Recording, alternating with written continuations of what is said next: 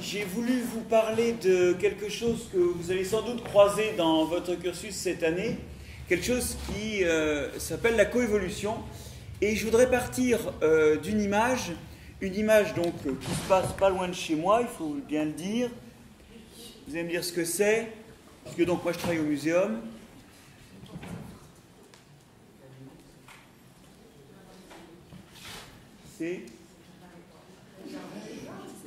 Alors tout le monde dit le muséum et le jardin des plantes, mais en fait c'est surtout des plantes. En fait, on vit dans des plantes jusqu'au cou, il y en a partout. Et effectivement, quand on montre à quelqu'un le tableau des Denis Rousseau sur deux lions dans une forêt, tout le monde voit les deux lions, alors que le Denis Rousseau a surtout peint en vert. Enfin, c'est la peinture verte qui lui a coûté cher. En fait, on vit entouré de plantes et on ne se rend pas compte à quel point elles sont importantes. Et une des choses qui montre leur importance, pour reprendre un autre aspect d'évolution que celui qu'évoquait Christine. Christine nous a montré l'évolution comme des changements avérés dans des choses qui se sont passées. Ici, je vais vous montrer que l'évolution, c'est aussi un processus qui s'opère sur un temps plus court et que dans l'évolution, eh bien, les plantes ont un rôle dans l'évolution des autres organismes. Et j'ai commencé par vous raconter l'histoire de parasites. Alors, ce ne sera pas une histoire de Galles, ce sera une histoire de camélias. Les camélias du Japon sont des plantes qui font des fruits à parois plus ou moins épaisses et une paroi qui est extrêmement dure. Pourquoi ? Parce qu'en fait, ils protègent leurs graines de petits insectes, des curculios, qui pondent des œufs. Alors, c'est assez amusant comment ils pondent leurs œufs, parce que bon, les femelles pondent leurs œufs, et puis elles se retournent, et avec leur rostre qui est très prolongé, elles font un trou pour enterrer l'œuf assez profondément, pour que l'œuf soit au contact des graines, qui seront dévorés. Alors, vous voyez d'ailleurs que là, c'est raté, parce que le trou, il ne va pas jusqu'aux graines, et donc l'œuf qui sera là, eh ben, il a peu de chance, quand il éclora, que la larve puisse manger une graine. Bien.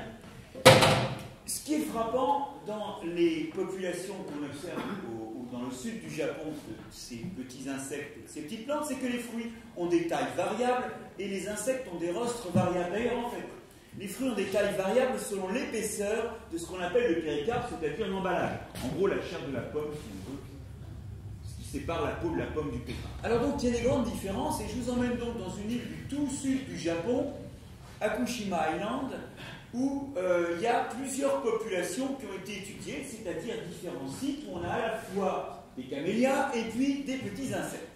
Et on regarde à chaque fois la longueur du rostre, la longueur moyenne, bien sûr, parce qu'il y a toujours de la différence d'un individu à l'autre, l'épaisseur du péricarpe, l'épaisseur moyenne, et ce qu'on voit, ici c'est la droite x égale y, pour ces différentes populations, on met un point en fonction de la longueur moyenne du rostre, l'épaisseur moyenne du péricarpe, on s'aperçoit que tous les points sont autour de la ligne x égale y, c'est-à-dire qu'en gros, eh ben, alors quand on regarde ça bêtement, on dit « Oh ben la nature est bien faite alors hein, les insectes ont la bonne longueur de rostre pour enfoncer leurs œufs. » Et en fait, c'est pas vrai, la nature n'est pas bien faite. Si vous êtes ici, vous voyez que le rostre il est un peu plus long que le péricarpe. Ce qui veut dire qu'en moyenne, quand un insecte pond un œuf, il arrive à le mettre sur les graines. Ok ? Et donc, cette population-là, elle n'est pas bien faite pour les camélias, parce qu'ils se font sacrément parasiter. Si on regarde cette population-là, ici, on voit que l'épaisseur moyenne des péricarpes est plus grande que la longueur des rostres. Et ça, ce n'est pas une situation très bien faite pour les insectes, parce qu'assez souvent, les insectes, ils n'ont pas le rostre assez long pour enfoncer leurs œufs. Alors attention, c'est la valeur moyenne. En fait, les insectes, hein, ils ont un rostre qui est autour de la moyenne. Il y a quelques-uns des insectes là qui ont un rostre assez long pour arriver à franchir le péricarpe. Il y a d'ailleurs parfois aussi des péricarpes qui sont plus petits que la moyenne, et même un insecte à rostre court arrive à pondre dedans. Donc tout ça, c'est des questions en moyenne. Mais on voit qu'ici, en moyenne, les plantes ne sont pas heureuses, sont plus souvent parasitées. Ici, en moyenne, les parasites ne font pas beaucoup de descendants. Mais qu'est-ce qui va se passer au cours du temps ? Si vous êtes dans une situation comme ça, où les insectes ont un rostre qui est plus court que ne le sont les péricarpes. J'ai bien dit ? Je ne suis pas planté, parce que alors là, la longueur des deux. Hein. Ici, les insectes qui ont un rostre un peu plus long, ils auront plus de chances d'arriver à pondre ils feront plus de descendants. Et qu'est-ce qui va se passer demain? Eh bien, les insectes auront des rostres plus longs. Et donc ce point-là, il va sans doute passer là. De la même façon, ce type de point-là, là, où les péricarpes sont en moyenne pas assez épais, vous comprenez bien que les quelques plantes qui ont des péricarpes plus épais, enfin, surtout si c'est un trait génétique, elles vont être moins parasitées, donc elles vont faire plus de graines. Donc demain, en fait, sans doute, ce point, il va passer par là. Et ça vous explique que vos points soient d'un côté ou de l'autre. À l'instantané, il y en a un des deux, entre l'insecte et la plante, il y a une longueur d'avance, mais l'autre est en train de courir derrière, parce que l'un sélectionne l'autre. L'épaisseur des péricarpes sélectionne la longueur des rosses sélectionne la longueur des péricarpes, et avec une marche en crabe, comme ça, ben en fait, tout le monde est en train de monter vers des rostres de plus en plus longs et des péricarpes de plus en plus longs, jusqu'à ce que le système capote. Je ne sais pas, moi, les populations disparaissent, les parasites se font tous avoir parce que les péricarpes sont trop épais. Et ensuite, si jamais il y a une repopulation, ben, l'histoire peut recommencer un petit peu n'importe où. Mais ce qui est important ici, c'est de voir que finalement, la morphologie de l'insecte est sculptée par la plante, en tout cas l'épaisseur du péricarpe de la plante, et que l'épaisseur du péricarpe de la plante est sculptée de façon évolutive par la longueur des rosses. Alors vous allez me dire, ouais, bon, cette histoire-là, c'est l'histoire d'insectes. C'est la fameuse coévolution, ce système où l'un influence l'évolution de l'autre et l'autre l'évolution de l'un. Maintenant, ça ne s'arrête pas là, et pour le coup, la première chose qu'il faut que vous réalisiez, c'est que des fois, ça se passe mal. C'est pour ça que je vous ai dit, c'est naïf de dire « Oh, la nature est bien faite ». Parce qu'il y a des fois, l'évolution de l'un trouve une parade que l'autre n'arrive pas à contourner. Alors attention aux yeux, l'exemple suivant n'est pas très agréable. C'est l'exemple de la variole. Alors, ça, pour ceux qui n'aiment pas les vaccins, c'est le moment de se souvenir qu'en fait, on ne se souvient plus de ce dont on souffrait quand on n'avait pas les vaccins. Ben, on souffrait de la variole, par exemple. Et vous savez que la variole a été définitivement éradiquée en 1980. Le nombre de cas s'est complètement effondré parce que la vaccination a opposé une défense à la variole qu'aucun mutant de variole n'était capable de contourner. Et donc, à part quelques laboratoires militaires, il n'y a plus de variole. Aujourd'hui, disponible ni dans le commerce, ni chez les gens. Donc, c'est important de se souvenir que la vaccination, c'est quand même un truc utile. Et surtout, ça vous montre que cette coévolution, ça peut se finir mal pour un des deux protagonistes. Et ça, on ne le voit pas, parce que quand ça s'est fini mal, il n'est plus là. On ne voit que les cas où la course entre les deux s'opère encore. Et ça, c'est un truc toujours difficile en évolution. On n'a jamais vraiment de traces de ceux qui ont raté. C'est un peu comme en histoire. L'histoire est une discipline complètement pourrie, on vous raconte que l'histoire des gagnants. Vous ne savez rien des perdants, ou pas grand-chose. Enfin, ce qu'en racontent les gagnants. Eh bien, l'évolution, c'est une discipline pourrie aussi, où on sait ceux qui ont gagné, on peut parler de ceux qui ont survécu, mais c'est difficile de reconstituer intellectuellement tous ceux qui n'ont pas réussi. Des fleurs. Il faut que vous compreniez que cette coévolution, elle existe au-delà d'un obscur camélia du Japon, elle existe aussi dans des conditions plus réalistes et plus quotidiennes. La fleur, c'est aussi un truc qu'à première vue, on pourrait se dire, tiens, c'est vachement bien fait. C'est vrai, les insectes se nourrissent et en même temps, ils fécondent les fleurs. C'est une vaste histoire d'amour. En fait, vous voyez que les deux partenaires ne cherchent pas exactement la même chose. La plante, elle, ce qui compte pour elle, c'est que l'insecte déplace du pollen. Elle n'est pas directement obligée de le nourrir pour ça. Bon, c'est vrai que si elle ne le nourrit pas, elle risque de ne pas venir. De même, l'insecte, lui, ce qu'il cherche, c'est à manger. C'est pas de repartir tout couvert de pollen qui le rend plus lourd quand il vole. Surtout que des fois, il en a plein les yeux aussi. Bon. Donc, finalement, on se dit, c'est pas si aligné que ça, les intérêts des partenaires. Et d'ailleurs, c'est pas toujours réciproque. Regardez, par exemple, comment, dans certains cas, certaines plantes exploitent des insectes. Il était une fois une orchidée, l'orchide sureau, qui a un très beau rostre ici, et un tube comme ça, vous voyez, un éperon très exactement comme ça, eh bien, c'est quelque chose, en général, il y a du nectar et où les insectes mettent leur tronc. Sauf que là, pour le coup, eh bien, cet éperon est vide, il contient de l'eau. Du coup, les insectes, ils visitent ça en espérant trouver à manger, ils vont se tartiner de pollen, puisqu'il y a du pollen là, ou bien s'ils ont déjà visité un piège comme ça, ils vont déposer du pollen, mais ils vont absolument rien retirer. Alors comment est-ce que ça marche? Eh bien, en fait, les insectes ne sont pas si cons que ça, vous allez voir. Leur évolution, justement, sous l'effet de la présence de fleurs, qui sont en fait, pour eux, des fleurs inutiles, a sélectionné des capacités de mémorisation, rien moins. Regardez plutôt. On fait une espèce de prairie où on a autant de fleurs d'orchidées sans nectar que de fleurs de mimulus, une espèce très voisine morphologiquement, ou voisine, hein, mais qui fait du nectar. Donc on a autant de fleurs de chaque. Quelle est la probabilité de visite d'une fleur si c'est au hasard? 50%, d'accord? Et on lâche des bourdons affamés sur cette espèce de petite pelouse artificielle qu'on a constituée. Qu'est-ce qui se passe? Eh bien, on fait ça plusieurs fois. Vous avez la moyenne et ici l'intervalle de confiance à 95%. On voit que l'intervalle de confiance à 95% recouvre 50%.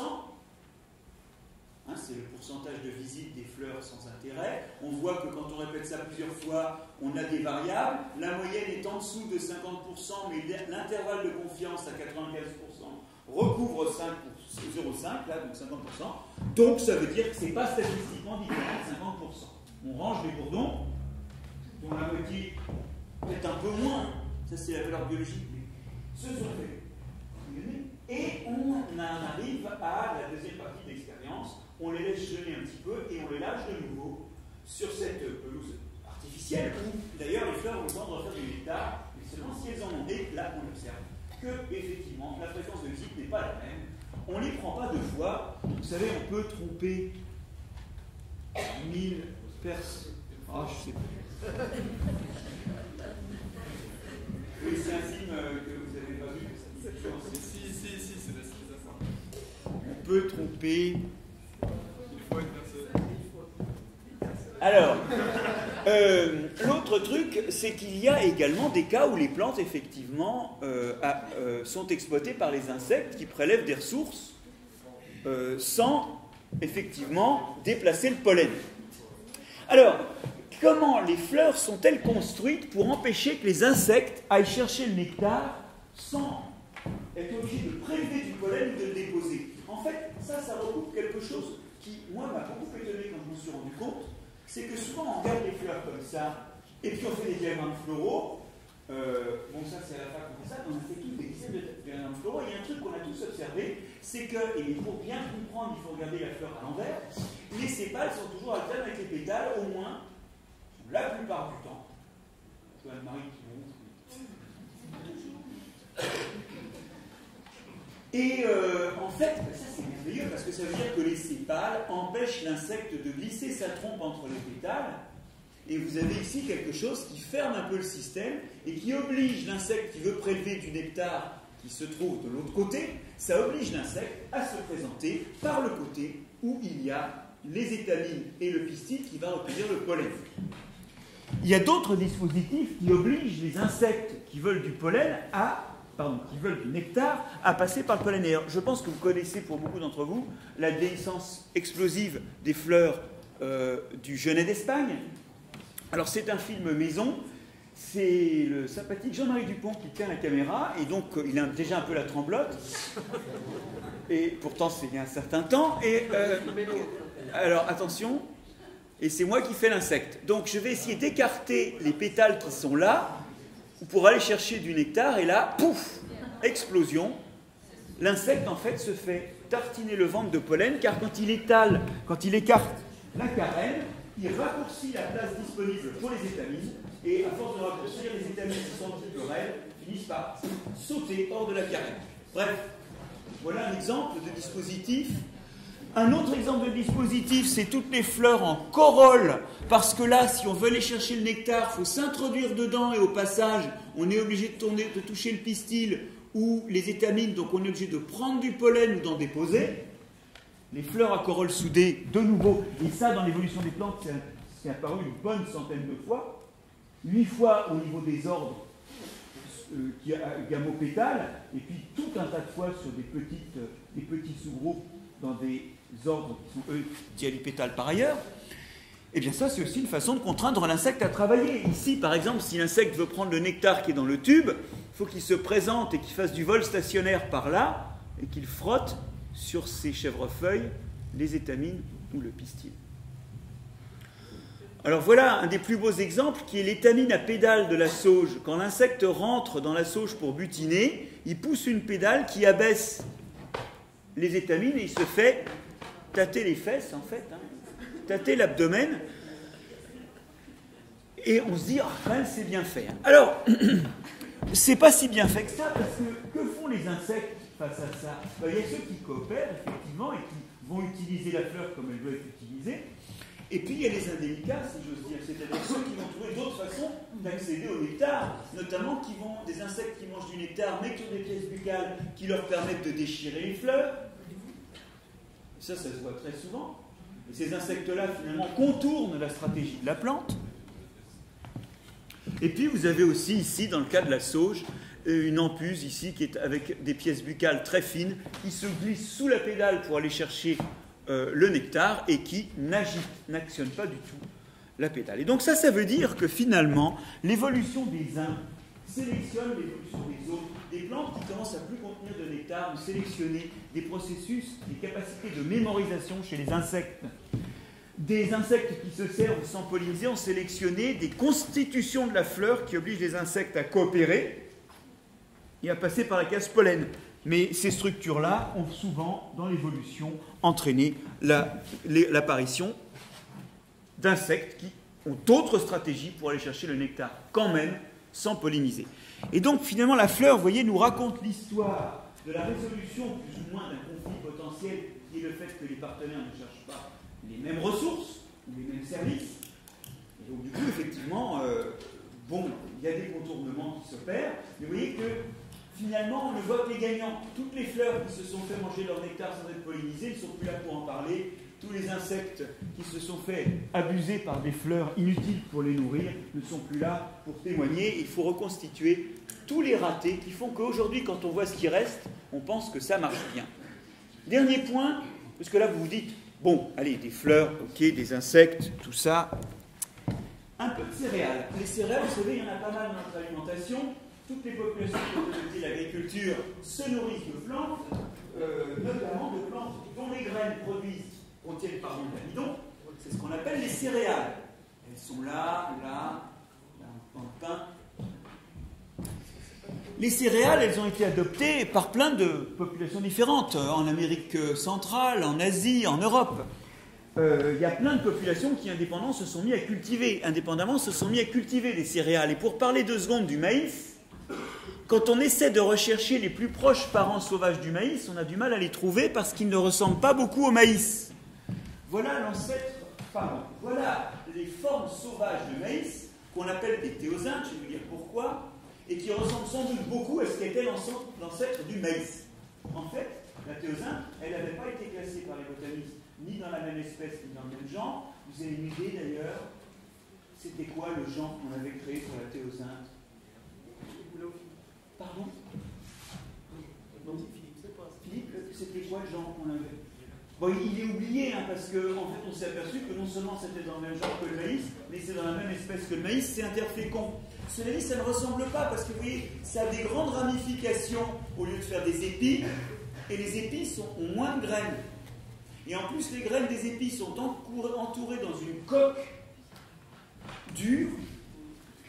Et ces graines qui ne sont pas nombreuses, elles finissent par tomber de l'épi. Ce qui est normal pour le temps sauvage. Il faut que les graines tombent pour qu'elles soient dispersées. Et souvent, elles sont dispersées par des animaux qui les mangent et qui n'arrivent pas à casser cette enveloppe. Et donc, dans leur crotte, on retrouve des graines intactes, protégées par cette enveloppe dure.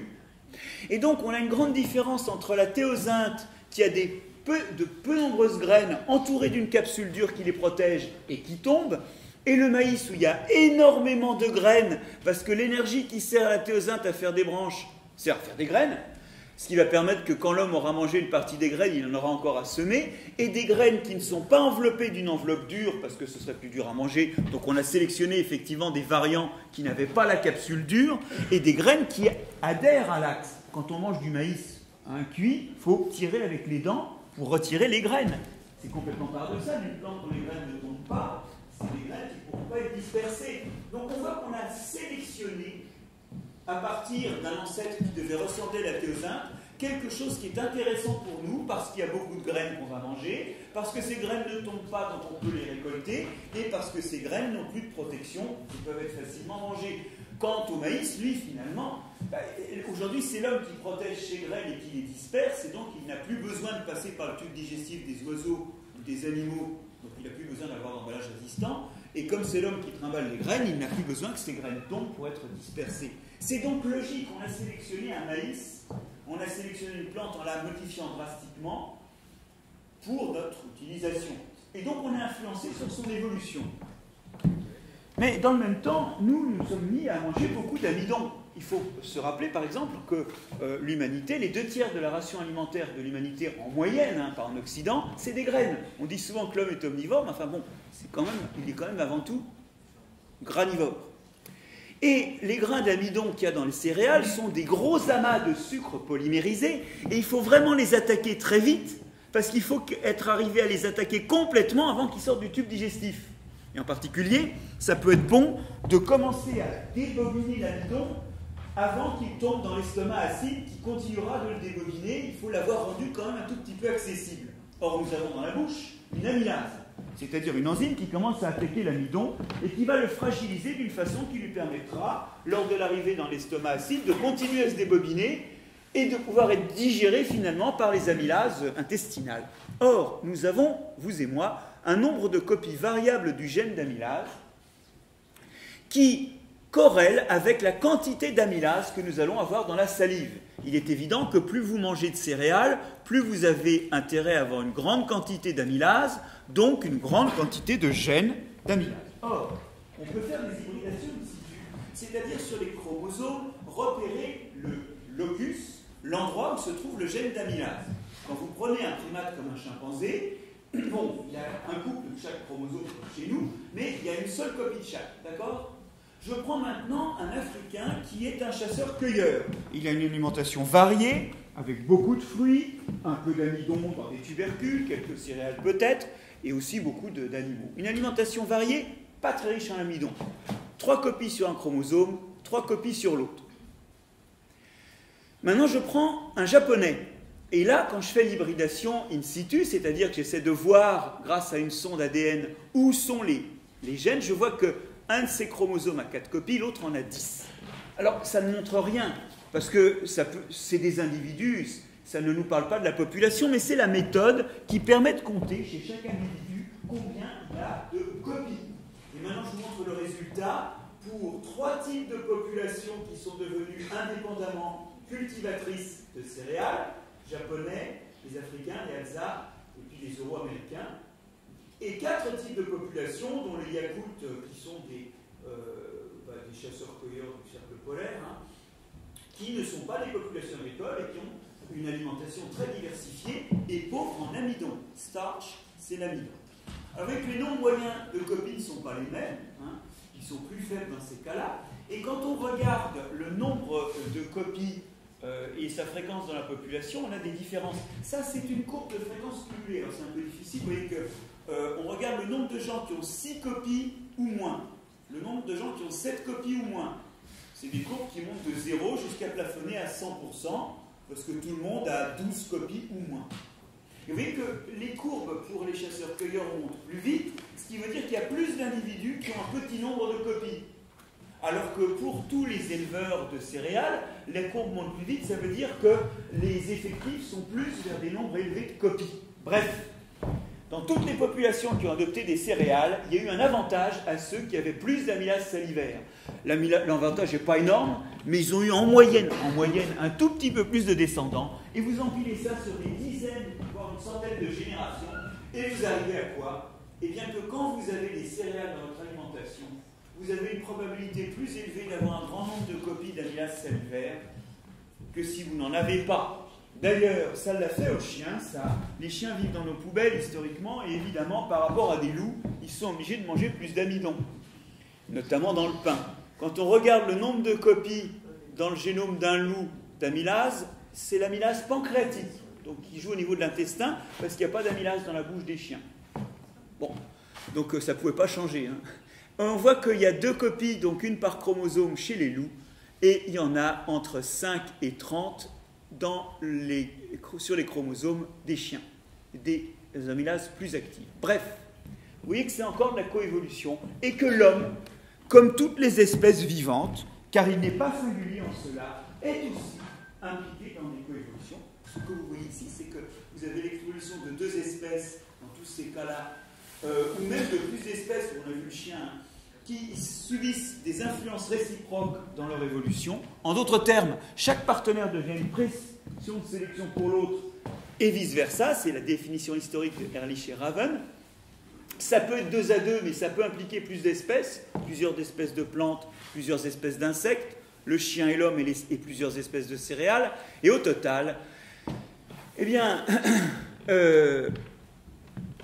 les plantes, elles sont partout, je vous l'ai dit, elles sont partout dans le décor, elles sont partout dans l'implémentation. Et comme elles sont partout, eh ben nous, on ne peut pas évoluer sans avoir une partie de notre évolution qui est liée à celle des plantes. Nous les insectes, ou nous, les hommes, ou les animaux en général. C'est-à-dire que non seulement elles sont partout dans le décor, mais elles finissent par être partout dans ce qui pousse notre évolution. Et c'est de ça où je voulais vous parler. Bravo.